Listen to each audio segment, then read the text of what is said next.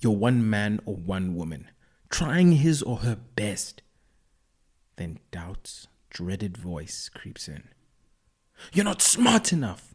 You're not fast enough. Your base from second year or first year is weak. You are struggling and you are not succeeding. What do we do then? Fellow student and current chairperson of the African Women Chartered Accountants Student Chapter at the University of Pretoria, AWCA, Lungelo Mpinga might help in giving you that answer. This one was special. We go to the ends of it all, from the dangers of extrinsic motivation to mental health, to the power of self-ownership, to lessons in leadership, and that is just the tip of the iceberg. Her story, man, just wow. Absolutely phenomenal. Lungelo lays it out for all of us to learn, and I thank her. And I hope you do too. This was profound, warm, and compelling. It is so much of what Lungelo will bring to the profession. This one is intimate. And so I hope no one is listening. But if you are, that you keep it to yourself and that you enjoy. Hi guys, just before we start this week's episode, hope you enjoyed the new intro. The end was inspired by A Diary of a CEO. Absolutely love the show. I want to draw your attention to a real problem on our hands. Young girls every month miss out one day of their education, not because they're cranky, not because they're moody, but because they don't want to embarrass themselves or come across as disgusting to the other kids at school. This is a reality for many young girls in South Africa who don't have the means to support themselves. Hence, AWCA at Tuks has a yearly pad drive in order to support these young girls in need. So if you're a girl, you get it. If you're a guy, your mom or your sister gets it, and I hope you can try and empathize with them. Let's show our support by donating a pack of pads or two to a girl in need. Just contact Lungelo. Her contact details will be linked in the description to show your support and help our girls. So, without further ado, guys, on to the episode.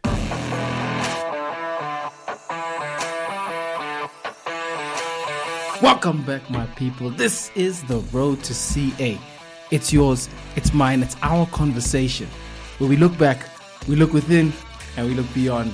Not in the hopes that it will end, but that it will begin in CASA. We're joined by an aspirant spirit. One on the road who is a high-class act. She was actually competing once upon a time in a national public speaking competition. She's a creative. She's a breath of fresh air and a hot espresso in the morning. She is currently a third-year student in accounting sciences and the chairperson of AWCA, the student chapter of the African Women Chartered Accountants. Above all, she's a daughter, sister, aunt, a friend, is a proud advocate for mental health with a passion for change. Lastly, she is a small girl trying her best and on her way to big things. I'm joined by, I've been tuned by my parents about that. I'm joined by Lungelo Mpinga. Lungelo, how are you? OMG. What an intro. It wasn't me, it was you. It was actually you. You had to do the stuff. You had to be that girl. Right? I've done so much. That's crazy.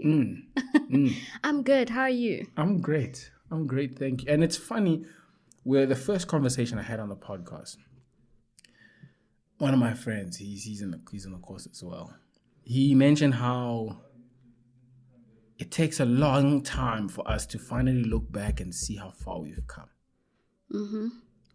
I hope that intro and this conversation can be one of those moments where you can finally look back and see a lot. See the struggles, that all the hard work was worth it. Yeah. And then it will continue to be worth it. You know, speaking about that, I totally agree. You know, sometimes we just don't stop and look back. Sometimes you don't even like stop to celebrate. I'm sure someone else's list is much more longer than mine. But if you were to put them on the spot and say, hey, what is your proudest moment? Yeah. They would not know. But yeah, I think just stop, smell the roses, write it down, and enjoy. Small. I love you. So firstly, for our people, so you are naturally so bubbly, so charismatic, so you're out there, so creative and imaginative. But like creativity and imagination don't, or rather seldom mix with the books. Oh, were you trying to say with the numbers? With the numbers. And I don't know if they should, creative accounting. But what brought you here? What brought me here is, firstly, I didn't know I was quite talented in numbers. I had a very tricky relationship with math.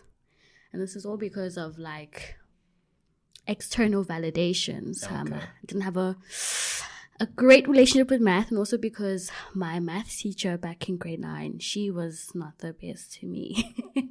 I felt like I needed a certain mark to understand or feel as if I can do it. I never actually had to tell myself that, listen, I can do it. So when I got to grade 11, that's where things changed for me. I had a math teacher, bless her heart. She actually said to me, listen, you are a very smart girl, and if you stop playing, you will go far. And she was the one who actually gave me a poster with the Tuks bursary scheme, and that's how I knew about Tuks, and that's how I knew about CAs, and that's how I knew that I can actually do anything. Sure, she planted a seed, eh? Yeah, all she had to do was look me in the eyes and say, if you stop playing and you put in the work, you go far. Yo, that's powerful. Like, and it's even more powerful, the fact that, you can think back to that grade 9. You weren't a maths person. That's a lie that a lot of people are told and made to believe. Yeah. That they're not maths people. When I look back and I just think about it, like, it was so silly. Yeah. It was so silly because I knew what I was doing, but I had no trust in myself. And you not trusting yourself, everything starts in the mind. If you tell yourself that it's going to be hard and you don't know what you're doing, you've already failed, because it is going to be hard and you won't know what you're doing because you've already told yourself that. See, our minds are programmed to listen to us and to listen to our bodies.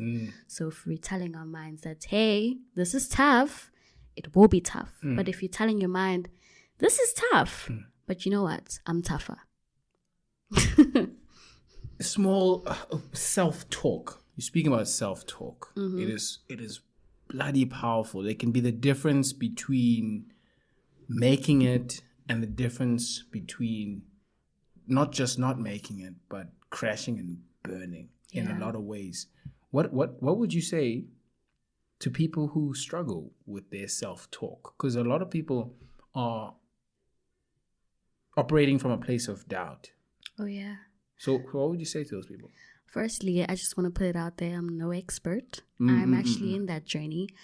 Open to say I'm in therapy currently because of that. Powerful, yeah. Because my first year is when I realized that you are your greatest asset and tool in life. You're your biggest project, your biggest test. Yeah. And how you handle yourself is how things are going to be handled for you. So my first year is when I realized I was very toxic towards my own self. Hated myself. We don't think about that. Eh? We don't think of it like that. Like we are there was this interesting take on. So this was one guy, forgot his name, but he calls any act against your longevity of you living life as an act of violence. So if you're like sleeping late, it's an act of violence. If you're eating wrong when you know you shouldn't be, it's an act of violence. It's very interesting that you mentioned that you were toxic to yourself. But you know how I feel like everything starts somewhere. For me, I can pinpoint where this all started. External validations are like horrible for people. If you need someone else to tell you that you look good, that's bad, because how can you not tell yourself that you look good? You don't believe and trust in yourself, so you need me to do it for you. What if I stop? What happens then? Oh. What if someone stops saying, well done, Alunga. Wow, you're a brilliant student. Oh my gosh, congratulations, you're a top student. Well done. What if people stop recognizing you? What's happening to you? Are you going to just stop? Yeah. So that happened to me in first year. I went from a high of Lungelo, wow, Lungelo, to just hearing my name, seeing my name, being selected, going to competitions, winning, achieving every goal. Like people telling me, listen, you are that girl. And I was her. I'm not going to lie. I was her. Yeah. But when I was put into an environment where I was tested, and I was tested in the terms of character, my abilities, can I do it? I lost it. Not because I was not capable, but because I didn't think I could do it. So I almost failed my first year because of that. And it was terrible. After that, I realized that, you know, what makes this journey hard is trusting yourself. It's more internal than it is external. Don't get me wrong, the work is tough, but it's not as tough as you being your biggest critic in the morning till night and having to study this work. You understand? So self-trust also is very important. What can I say to someone who's going through something where they don't believe in themselves and they don't trust themselves? You need to get to a place where you are your best friend. You need to get to a place where you are positive about things, even when the building is falling, even when there's, fire and nothing is going right. You need to be able to understand that at the end of every test, week, movie, meal, friendship, relationship, there is you. And you go through all of these stuff. So you need to get to a place where you are happy with yourself. How did you do it? How did I do it? Yeah. Because now it's very powerful. I can even feel your energy that you've been there. You've been there. You've been down. You've been at that down place. I'm not out yet. Yeah. I'm not out yet, but I'm in a much more better place. Yeah. You're coping. I'm coping. Yeah. And, I'm grateful for that. How did I do it? Sure. It's crazy. It's crazy. But simple things like reconnecting with self. What do you like doing? Do you like praying? Do you like taking walks? Simple things like rewarding yourself for waking up. You woke up. You could have just stayed in bed. You could have just cried the whole day. But you woke up. Be proud of that. It's small, yes, but you did it. You understand? You could have just decided not to do it, but you did it. Praying. I believe that I am a daughter of God, and He does not give me my weaknesses and my struggles to forsake me and throw me away and make me die and cry and just be miserable. We all have dreams. Some people dream to be CEO. Some people dream to have big businesses, big things, huge, massive things, right? But we need to be tested to get there. So it's not easy, right? So can you imagine a CEO who's never been tested in life? Imagine. Can you imagine a CEO or a big entrepreneur, billionaire, millionaire who has never been tested in life, spiritually, mentally, physically, all aspects of life, right? You learn yourself through the process, and which is so funny that we learn our greatest lessons when we're down and when we just feel like, you know what, I can't do this anymore. That's when you actually can. That's when you learn so much about yourself. That's when we see, are you a fighter or are you a quitter? So, yeah. It's journeys with yourself. I think creating, or rather taking hold of the relationship with yourself. That's what I'm kind of learning. Yeah. To not view those moments by yourself as awkward, as insufferable. I think to a lot of people I've seen in myself, even in lockdown, it's hard to just be in your own thoughts. Because then you start to see your issues and, you want to just switch it off, watch something or switch it off, go with friends. Ignore it. Ignore yourself. Yeah. But I think a very powerful thought that I'm learning with you is to take ownership of that relationship. Definitely. Take ownership of the relationship. I think another thing humans, I'm not going to say that everyone struggles with, is taking ownership of your life. We need someone to blame. I realized that with myself. It's so much more better if you can say, it's because of this person that I didn't make it here. It's because of you that I'm here, understand? But to be able to take ownership and to say, listen, I didn't do X, Y, Z. I didn't do this. That's why I'm here. I went through a period in my life where I started hating God. Sure. I think we all do at some point. Right? I started hating God and I started questioning his existence. Yeah, test one. Thinking back to that one test. I was questioning. Because you're like, you said that I am your child and that you will be there for me. Yeah. I do everything for you. I pray. I go to church. I pay my tithes. I'm a good person. Right? And you go on and you go on and you go. And how do you let me suffer this much? To the point where I'm almost about to lose everything. And my struggles. My pain. I can't handle this, but yet you gave it to me. Right? You start to hate him. And it's a very sad place to be in. Because at that point, you just question everything you believe in. Yourself. Can you do it? Is there even a God? Is this even possible? It's just a very sad period. But when you take ownership and you say, you know what? God is there somewhere out there. If I do my bit and I work my butt off and I ensure that I put myself in a great position, right?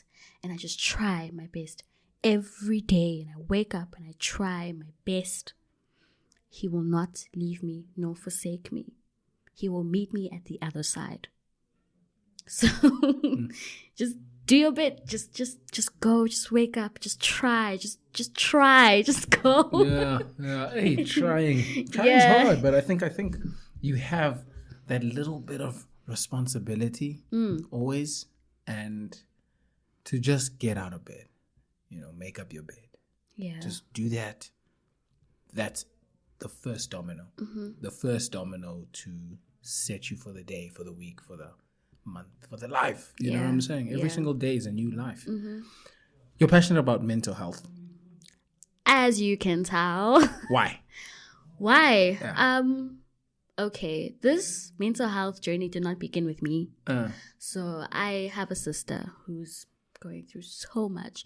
So growing up, it was tough for her because she's the eldest sister and she's not necessarily doing well in school as a younger sister, and she's just going through life while someone else is like, it looks like there's just, they're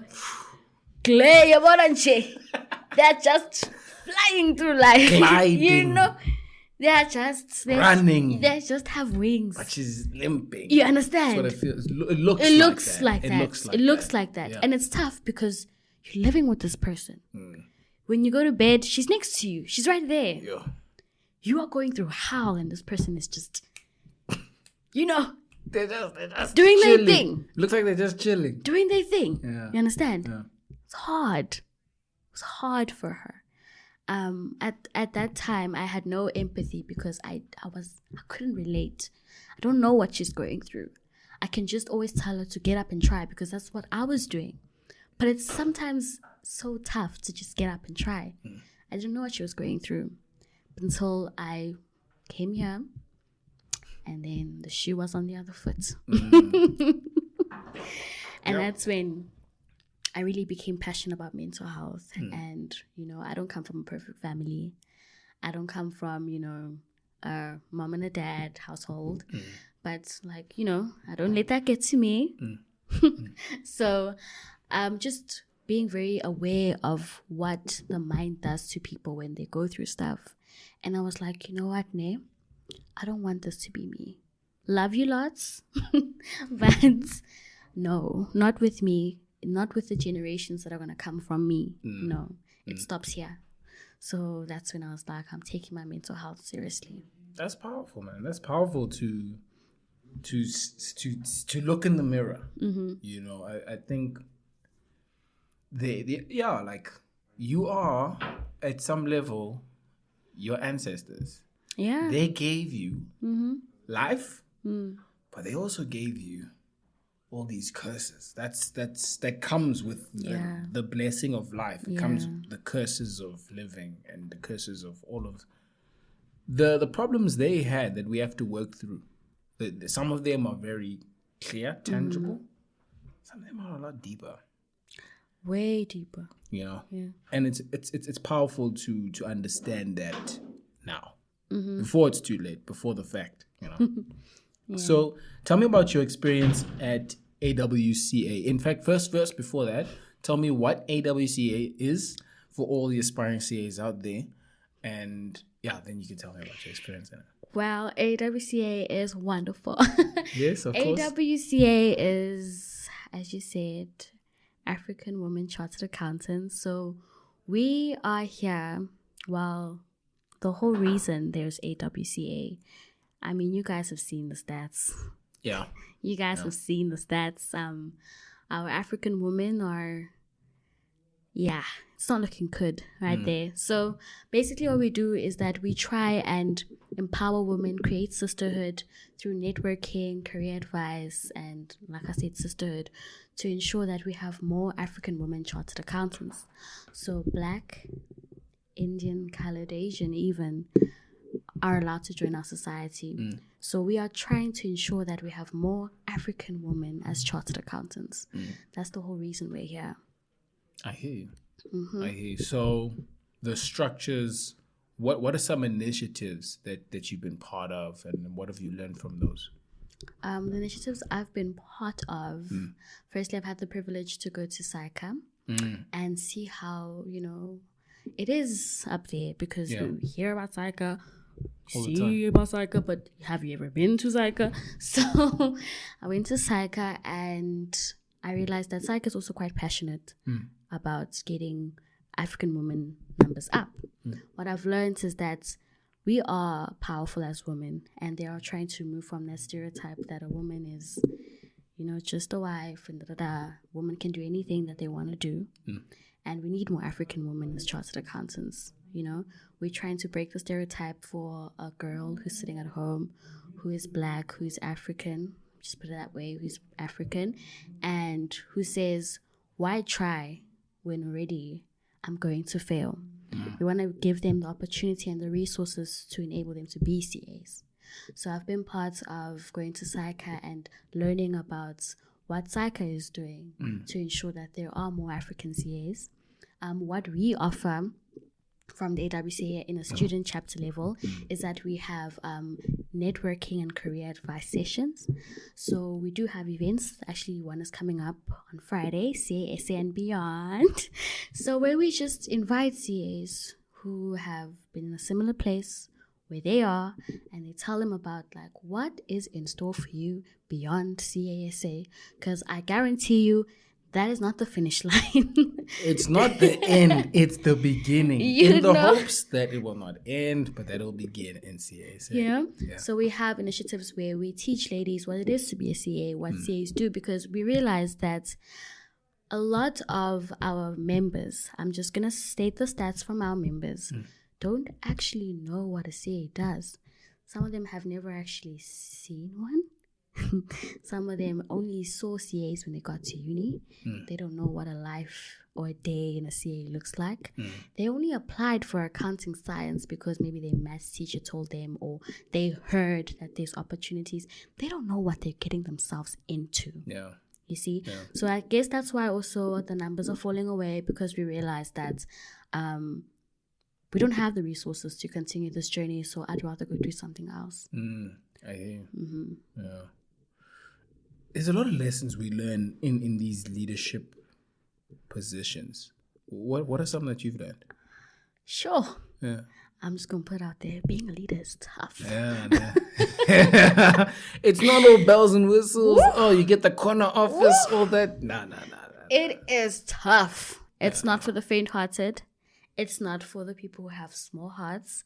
It's not for the arrogant. Being a leader is tough. If there's one thing I've learned is a leader serves. You need to be humble. You need to be humble. Leaders actually get their hands dirty. I'm not saying unethically, guys, okay? No, not like that. No. Psycho CPC. Psycho's watching. We know. Right? Yeah. I'm saying is to lead, you need to serve. You need to know what your people want, what they need, and you should give it to them. So I've learned so much about being humble and putting in the work. Being a leader teaches you that you need to be organized. You need to be so organized. Like, you're running on a schedule. Time is your friend. Time is your biggest friend and your worst enemy. So being humble and just serving with passion. I've learned to just be humble. It's for me it's amazing to hear that, because you're going to be a future leader out in the world. You're going to be a CA, so then and obviously you as CA, it's like times 10. It's that CASA, it's a leverage multiplier. There's already so much in you, Lungelo Mpinga, but now with the CA, you're going to be even more influential.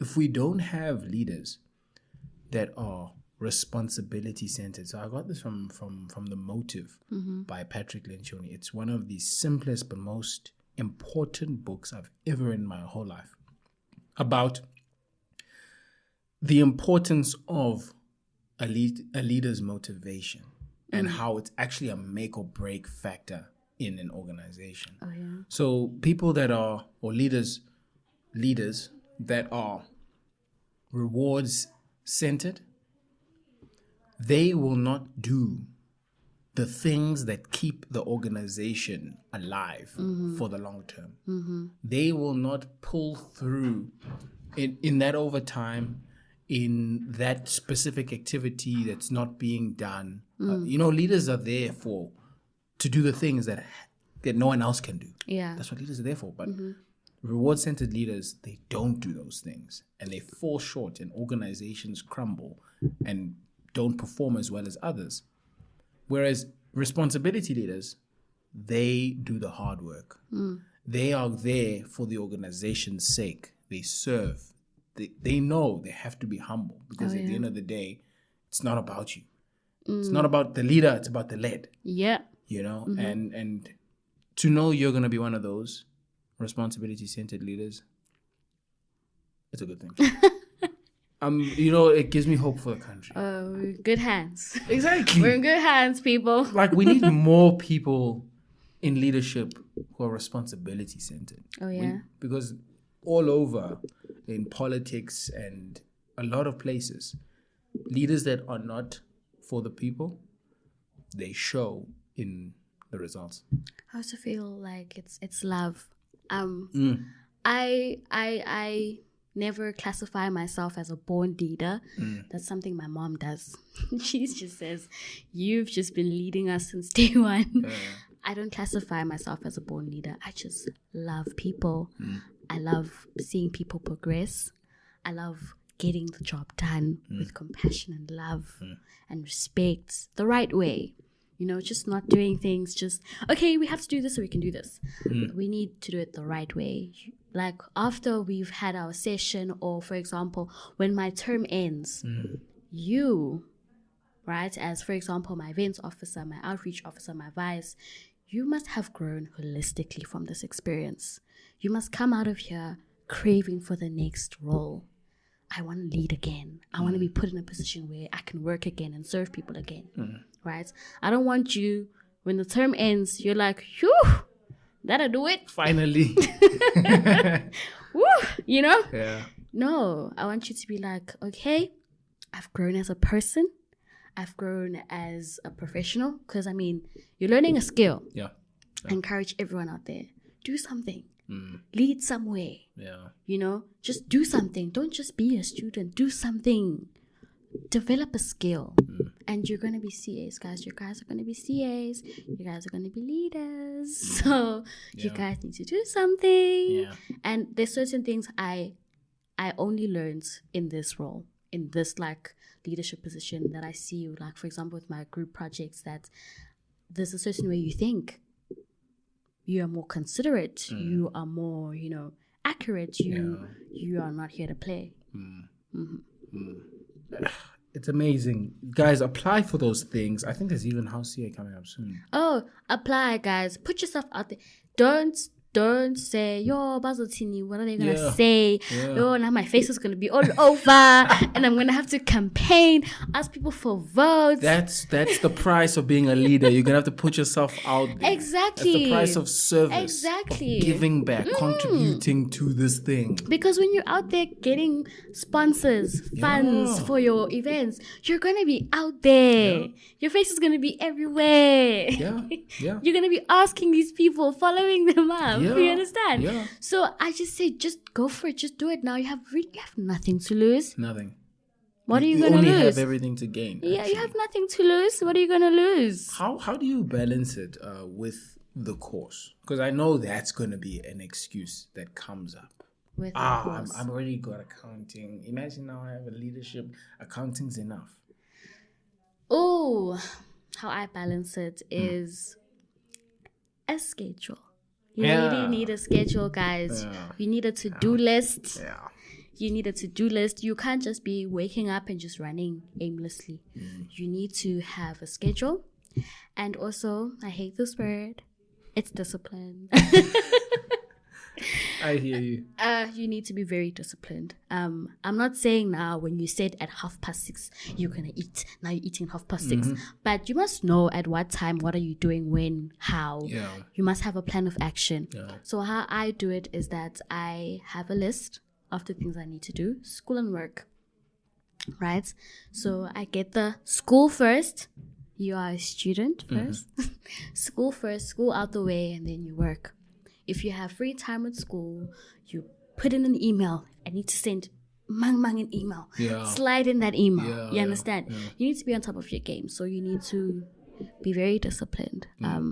That's really all it takes to actually juggle things. Yeah. Discipline. Schedule, discipline. If you want to do it, you can. Anyone can do it. Schedule, discipline. You just need a schedule, to-do list, You mentioned that AWCA is doing like an outreach initiative. Can you explain that to the people? So AWCA has an outreach initiative every year where we do a pad drive. Yes. So we know periods not a choice, guys. Girlies get their periods. Literally, like recently, my little sister, she started to have her lady problems. Oh. And my mother told me, and I was like, whoa. Oh. Whoa. Okay, but that's not like an odd topic. It's not odd at all. It's just I'm not comfortable. I'll just OMG. I should just. It's natural. It is natural. Women need their periods so that people can be born. This is not a life science class, but you understand. Yes. Yeah. It's a normal thing.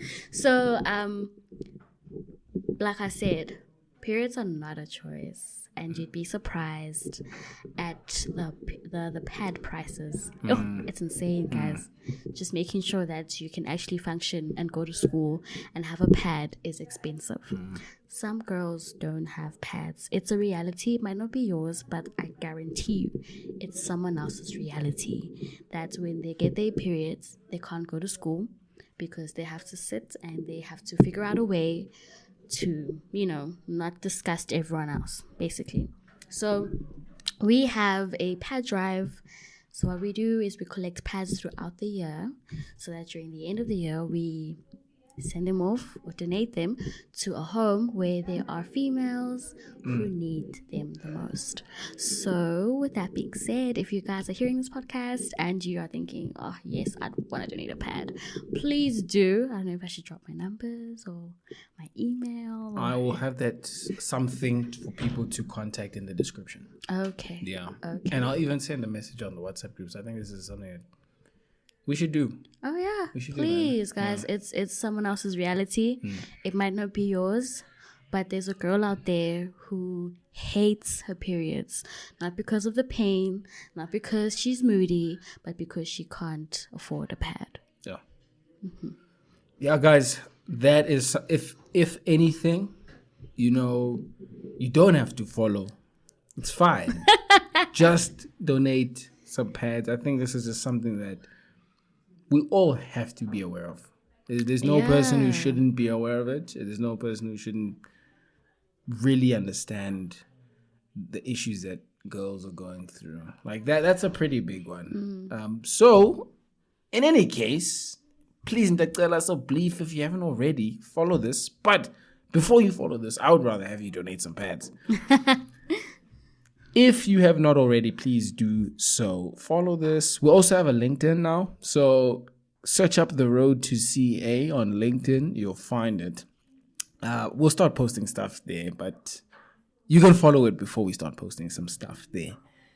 I hope that it does not end, but that it begins in CASA. Lungelo, you have been such an amazing guest. You are just a radiant force. You're such a ray of sunshine. And I hope you carry on. Aww, I don't want to go. I wish she couldn't go, guys. You also wish, but she has to. Oh, guys, it's been lovely. It's been awesome. Listen, Alunga, this is great. This is an amazing platform. I pray that it goes higher. Thank you. I pray that it goes higher. Thank you for having me. It's been awesome. Love it, love it, love it, love it, love it. Love you. Ah! You're amazing. Thank you.